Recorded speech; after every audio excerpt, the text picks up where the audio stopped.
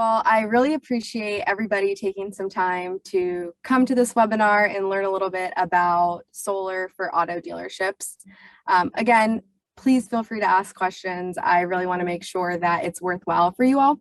But I'll go ahead and start to cover some of the very basics, and we'll get into more technical details. We'll highlight some financial points and then be able to ask some questions. I feel like a good place to always start is kind of the status of the solar industry and really where we're at. So we really are at a very unique time in the industry. So I've been in solar for just about 7 years. And since about 2016 is, where we really started to see costs to install stabilize. A lot of that came from being able to figure out manufacturing pieces and stabilize those costs for what we've been seeing for the last 5 years. And simultaneously, the utility providers have really started to hike up their rates. I know that over just the last 2 to 3 years, the rate increases have been very, very significant. In Florida alone, we've seen about a 10 to 11% increase since last year. So what that's really done is it's taken a lot of the paybacks from a 7 to 8 year payback to about a 3 to 4 year payback, which is, really important when you're looking at investing in solar at your dealerships. You want to make sure that the financial benefit is going to be strong. So right now really is the best time. And if we bring into the conversation the Inflation Reduction Act that was passed last year, that has really made now a perfect time to evaluate solar and implement solar.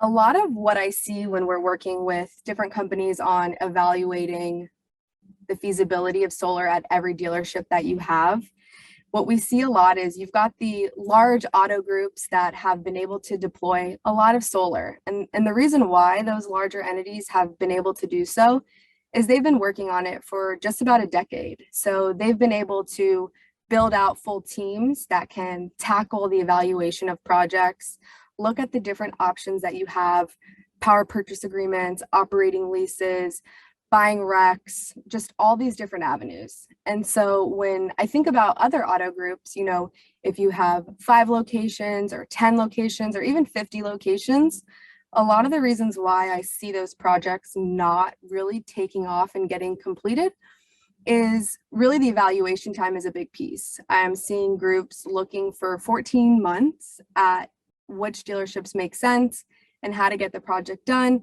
And that really creates a buyer's fatigue. It kind of just gets put on the back burner and it's like, we'll just forget about it.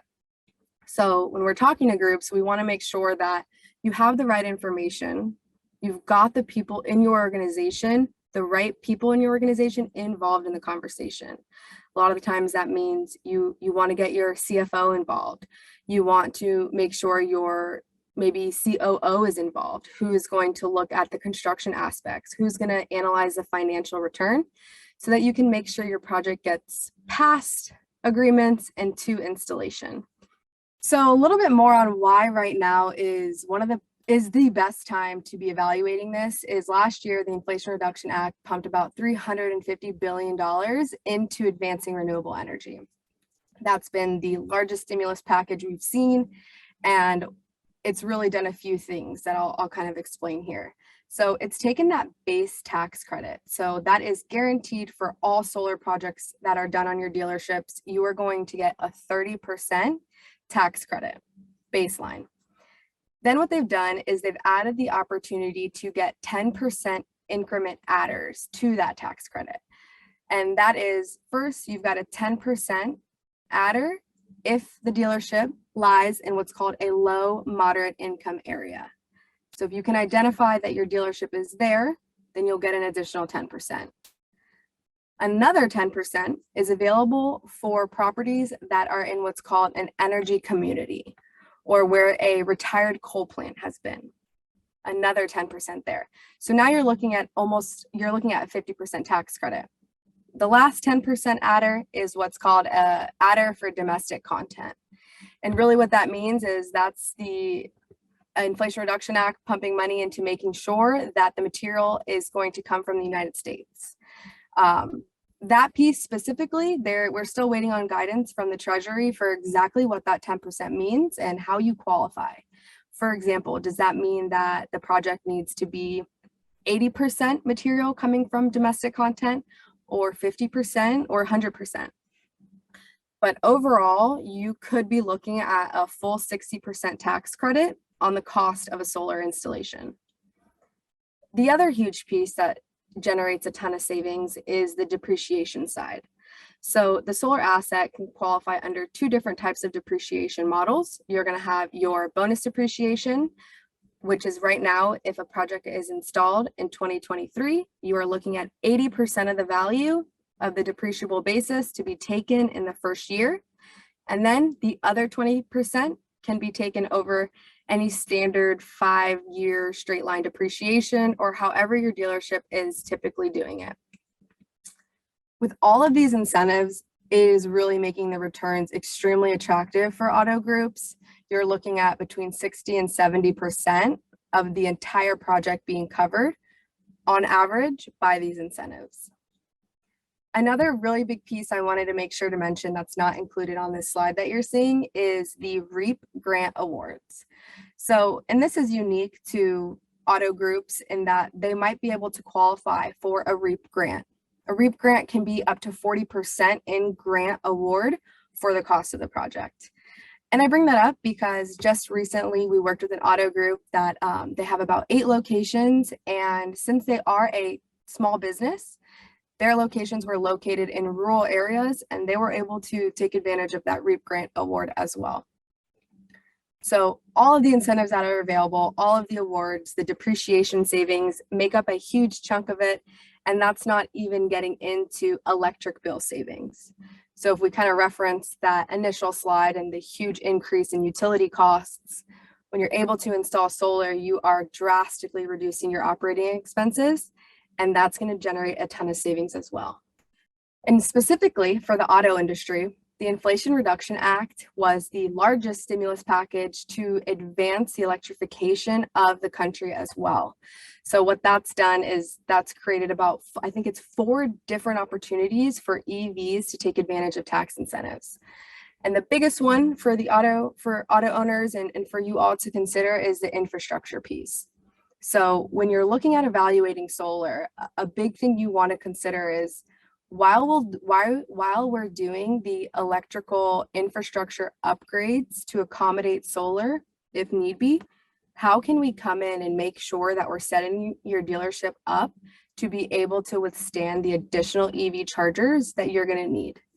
I know, we attended the NADA earlier this year, and it really seems like it's kind of a split between auto group owners who think that they need to get their dealership ready tomorrow for EV charging infrastructure, or maybe 2 to 3 years out, maybe 5 years out. And the commonality I found while we were at the conference was that regardless of really where you sit for how you believe how quickly electrification is coming or is here, you want to start to prepare. And that preparation a lot of the times includes solar, because you're able to control those operating expenses while preparing for the future of what your operating expenses would otherwise increase to with all of those EV chargers and charging the new EVs that are coming onto your lot before you sell them. One of the top questions is always, what are the installations look like and what kinds of installations are available? So I think it's really interesting that for auto dealerships, you really could still be looking at all of these types of installations. You've got your traditional roof mounted installations, and those can be done on your TPO membrane roofs, on your metal roofing types, and then carports. Carports are very, very appealing to auto dealership locations because they offer a lot more than just the solar energy that they will produce. They can cover your inventory, provide more protection to your inventory, especially here in Florida. In our summer months, I'm sure those cars heat up to about, who knows how much, over 100 degrees. And when you're trying to take your prospective customers out on a test drive, it would be pretty nice to put them in a car that was already cooled down a little bit. And then garage carports. I see many dealerships that have garage, carport, garage, parking lot, parking structures. And on the tops of those, they still put some inventory. So it still gives you the opportunity, if you're not working with a ton of parking lot space, to go with a carport. And then ground mount. I think that ground mount might be one that you wouldn't traditionally think is available to an auto dealership. However, it's possible.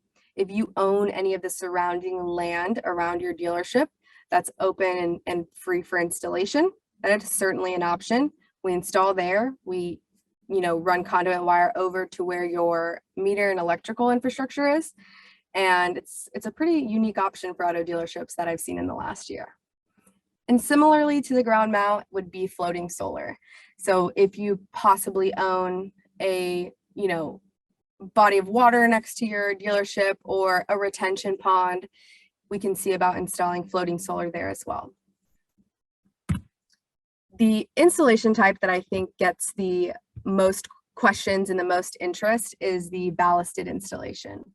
This type of install is available for a flat TPO membrane roof. And why it's so appealing is this installation comes in and offers the opportunity for there to be less penetrations in your roof or less attachments to that roof decking. How it works is they put racks and rails up on top of that flat roof. They engineer ballast blocks, so concrete ballast blocks in an engineered fashion to hold the system down. So that really alleviates the need for those attachments. I would say in a state like Florida, the closer that we get to the coast, and of course we are surrounded by water mostly, there still tends to be a need for a few attachments just because of wind speed and wind uplift requirements that we have to meet. Carports. So I know carports, like I had mentioned, are very popular for auto dealerships. It provides, again, a lot more than just the power the panels produce. What's interesting too for carports is when we do install them on your dealership lot, there are a lot of opportunity to customize these carports. So if you wanted to put branded marketing material under there, we'll put LED lighting under the carports, as well as install EV charging stations under those carports. Gives a lot of value to your customers as well, really differentiates you. I know a lot of the times auto dealerships tend to be right around each other. So whatever you can do, to draw people to your dealership instead, carports tend to do that. When we're looking at analyzing an auto dealership for solar, it always goes hand in hand, of course, with your EV infrastructure needs. You are likely already being told by your OEMs that you need to upgrade the infrastructure at your lot. They're sending you different EV installation companies to work with. They're speccing you out for what you're going to need.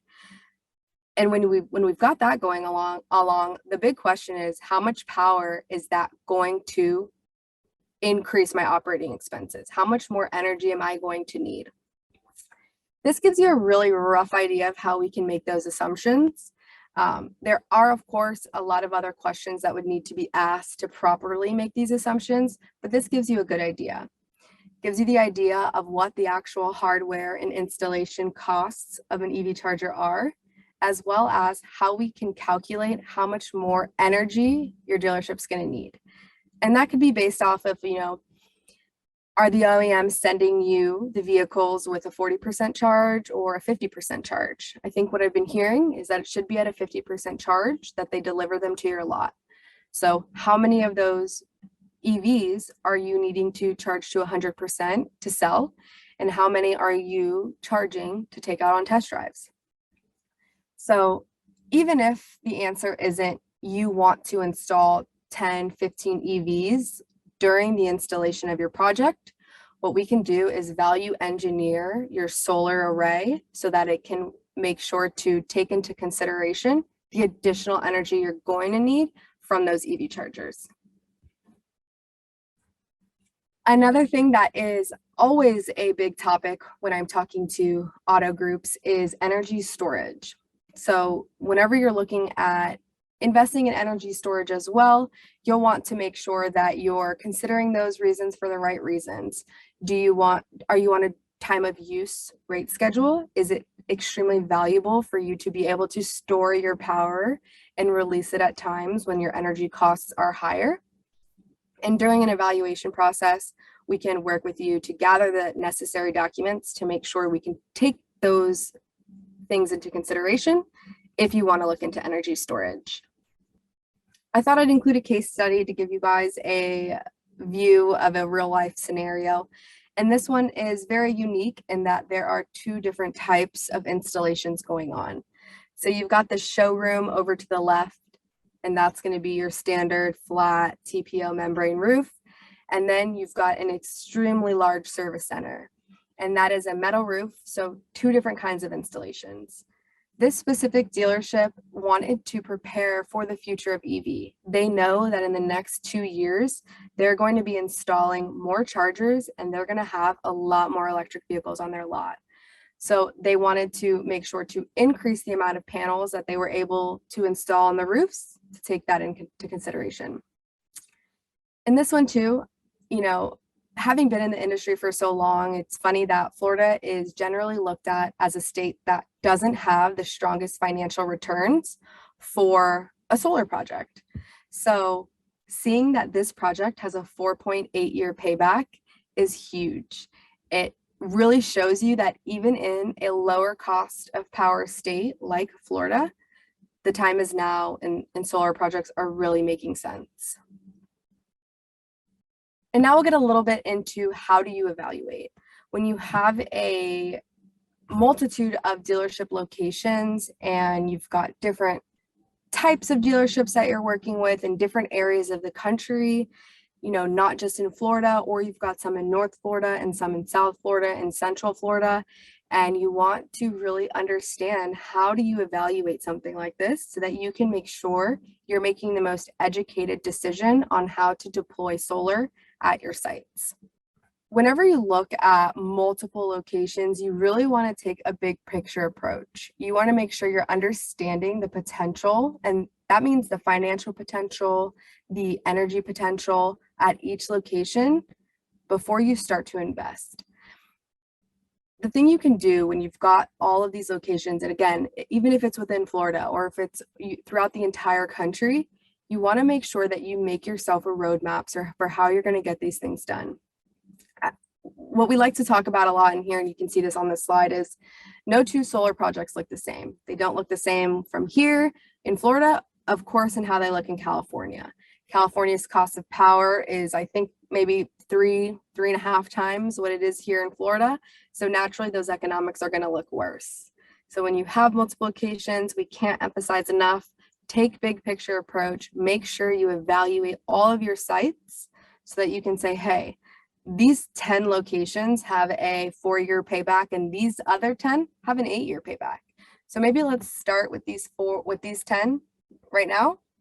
And over the next 2 to 3 years, you can deploy over the others.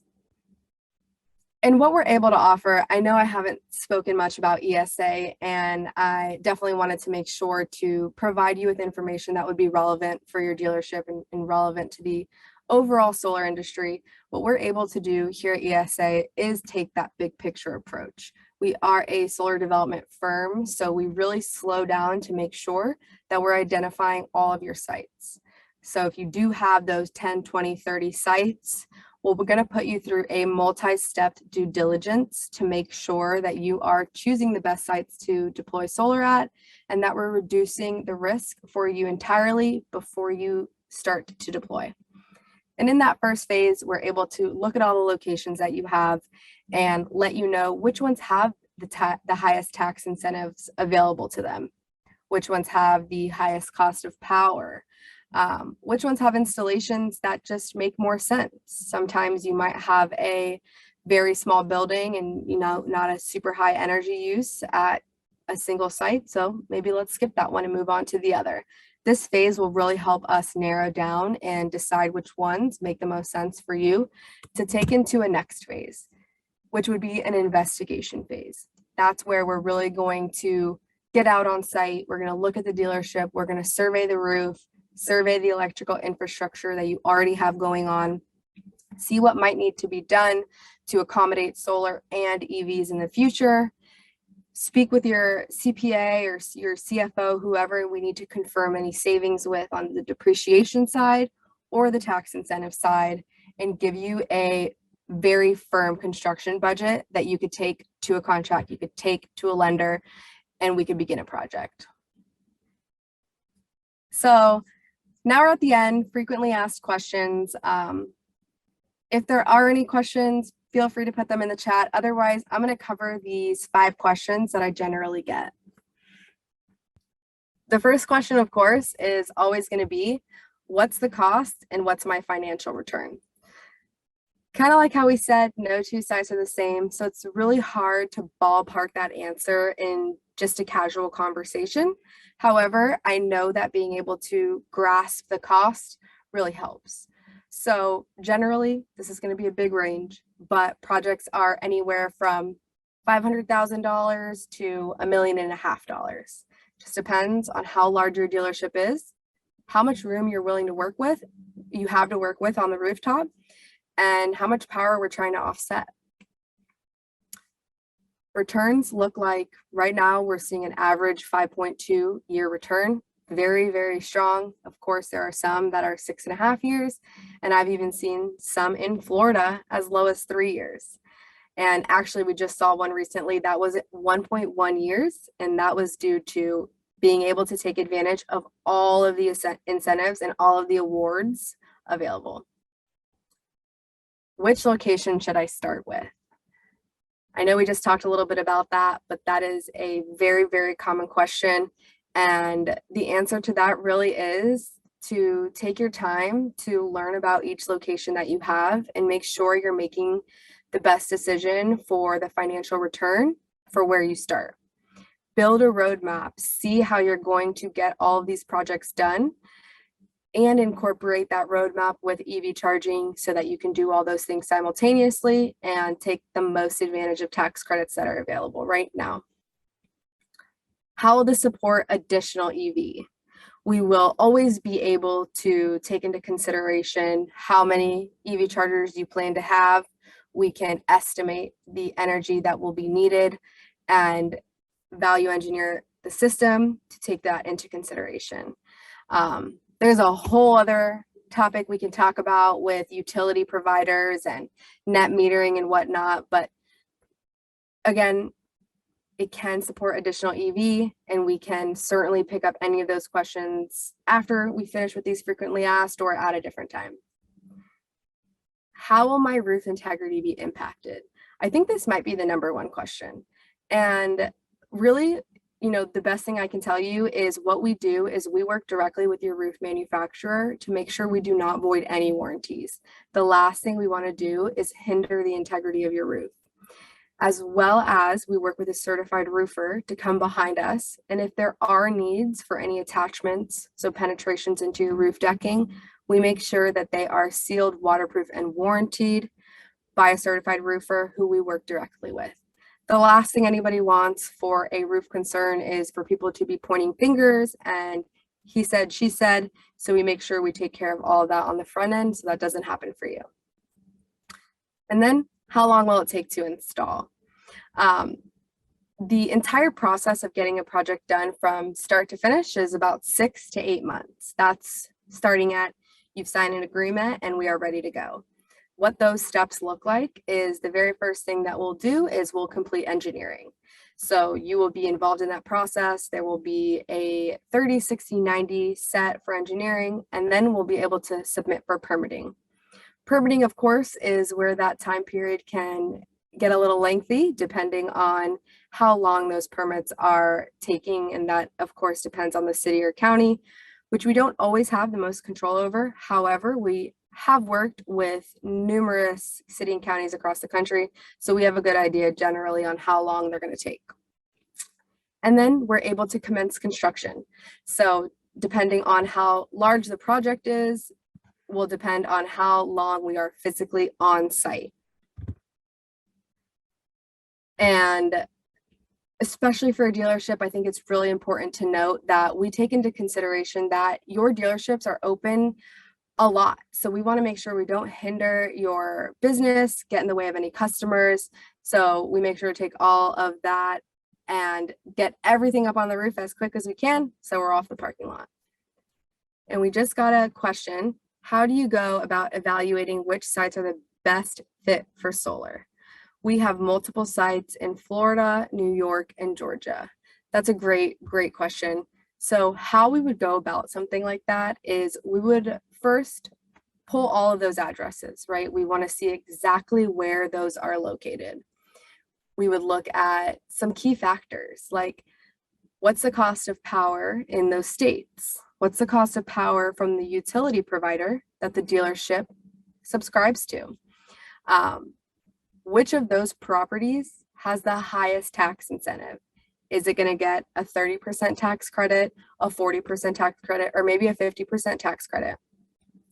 And then we'll be able to begin to stack rank those for you so that you can see, okay, let's start in New York. Let's deploy all the dealerships you have in New York, which is generally how it will look.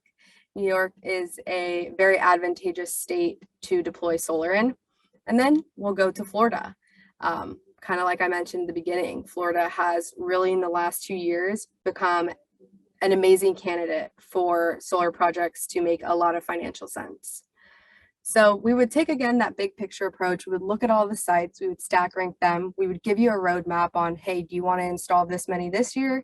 And what does the next 2 to 3 years look like? If there are not any other questions, I put my email and my phone number here. I really appreciate everyone's time. This will be recorded. This is recorded, so we'll be able to send this out to everyone. So in case you missed it or you want to revisit some of the items, you can do so. But again, I really appreciate everyone's time, and there is certainly a lot more to talk about. So feel free to reach out and we can talk more specifically about your auto group and the locations that you have. Thank you.